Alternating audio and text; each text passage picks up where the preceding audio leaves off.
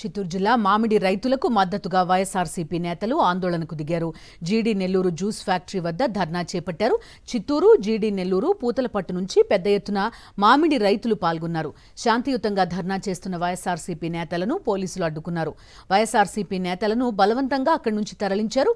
పోలీసుల తీరుపై ఆగ్రహం వ్యక్తం చేశారు నేతలు.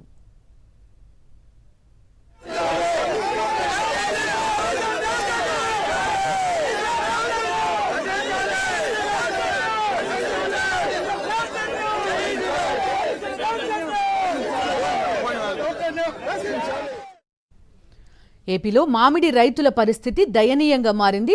దిగుబడి బాగున్నా గిట్టుబాటు ధర లేక రైతులు తీవ్ర నష్టాల్లో కూరుకుపోతున్నారు. మార్కెట్లో ధరలు పడిపోవడంతో పంటను ఎలా అమ్ముకోవాలో తెలియక రైతులు రోడ్డెక్కే పరిస్థితి ఏర్పడుతోంది. ఏపీలో ముఖ్యంగా చిత్తూరు, అన్నమయ్య, నెల్లూరు జిల్లాల్లో మామిడి సాగు భారీగా జరుగుతుంది. అయితే ఈ సీజన్లో దిగుబడి బాగా వచ్చినప్పటికీ కొనుగోలు ధరలు తగ్గిపోవడంతో రైతులు తీవ్ర ఇబ్బందులు ఎదుర్కొంటున్నారు. పండిన పంట చేతికొచ్చినా లాభం లేకుండా పోతోందని ఆవేదన వ్యక్తం చేస్తున్నారు రైతులు.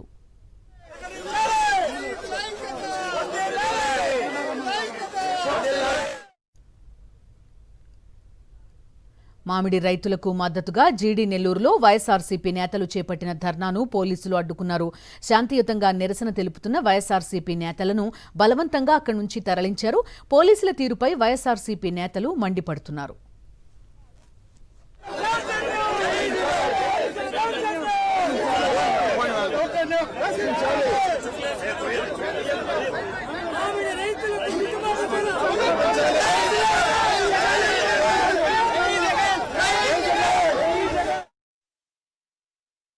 తోతాపురి మామిడి పంట దాదాపు 2 లక్షల టన్నులు ఫ్యాక్టరీల దగ్గరికి కూడా తీసుకురాలేనటువంటి స్థితిలో ఆ పంటంతా కూడా రాలిపోయి కుళ్ళిపోయి మొత్తము ఆ ప్రాంతమంతా కూడా దుర్గంధపూరితమైనటువంటి పరిస్థితి మొత్తం అన్ని తోటల్లోనూ.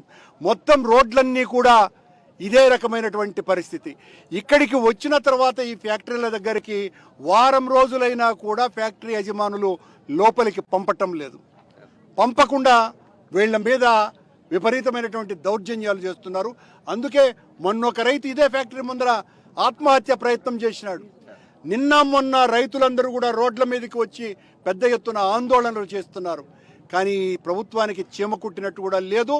ప్రభుత్వం కళ్ళు తెరవటానికి ఈ రోజున వైఎస్ఆర్ కాంగ్రెస్ పార్టీ రైతుల పక్షాన నిలబడి వాళ్ల కోసమని వాళ్లకు ఆ కనీస మద్దతు ధర 15 రూపాయలు ఇచ్చేంత వరకు పోరాటం ఆపేటువంటి పరిస్థితి లేదు అనేటువంటి నిర్ణయంతో రైతులకు మద్దతుగా ఈ రోజున ఈ రకమైనటువంటి ధర్నా కార్యక్రమాన్ని నిర్వహిస్తున్నాం. డిమాండ్ ఏమంటే రాత్రి కంప్లీట్గా ట్రాక్టర్లంతా కూడా లోపల పెట్టించారు. రైతుల యొక్క ఆందోళన ఇంత అంత కాదు.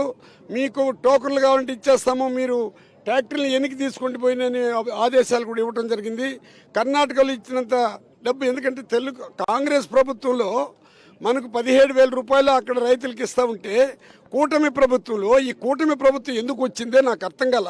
అసలు ఇది కూటమి ప్రభుత్వమా కూలదోశ ప్రభుత్వమా నాకు అర్థం కాల. ఈ కూలదోశ ప్రభుత్వం ఏ విధంగా వచ్చిందంటే వాగ్దానాలతో వచ్చింది, ఈవీఎంల ద్వారా వచ్చింది. ప్రతి కుటుంబానికి పోయి అడిగినప్పుడు జగన్మోహన్ రెడ్డిని పోగొట్టుకునేది మేము చాలా బాధపడుతున్నామని ఇప్పుడు బాధపడుతున్నారు. వీళ్ళు అనుకుంటున్నారు అచ్చెన్నాయుడు అన్నాడు హాయిగా ఉండారు మా రైతులని, రైతుల దగ్గరికి పోతే అచ్చెన్నాయుడిని తోలు తీసేస్తారు. చంద్రబాబు నాయుడు గారి గవర్నమెంట్లో ఇప్పటి నుంచి కాదు 2014 నుంచి 19 కూడా రైతులు ఆత్మహత్య చేసుకునే పరిస్థితి ఉంది. ఈ రోజు కూడా లాస్ట్ ఇయర్ కావచ్చు, దాని ముందు ఇయర్ కావచ్చు, ఏ విధంగా రైతులను తొక్కాలి, ఏ విధంగా రైతులు పూర్తిగా వ్యవసాయాలు క్లోజ్ చేసుకోవాలి, అది ఏదో ఫ్యాక్టరీస్కి కోట్లకు ఇచ్చేయాలని చెప్పి ఒక ఆలోచనతోనే ఇది పనిచేస్తున్న ప్రభుత్వం అర్థమవుతా ఉంది. దామన్చర్లో కూడా లాస్ట్ ఇయర్ 2 రూపాయలను ప్రకటించారు చంద్రబాబు నాయుడు గారు.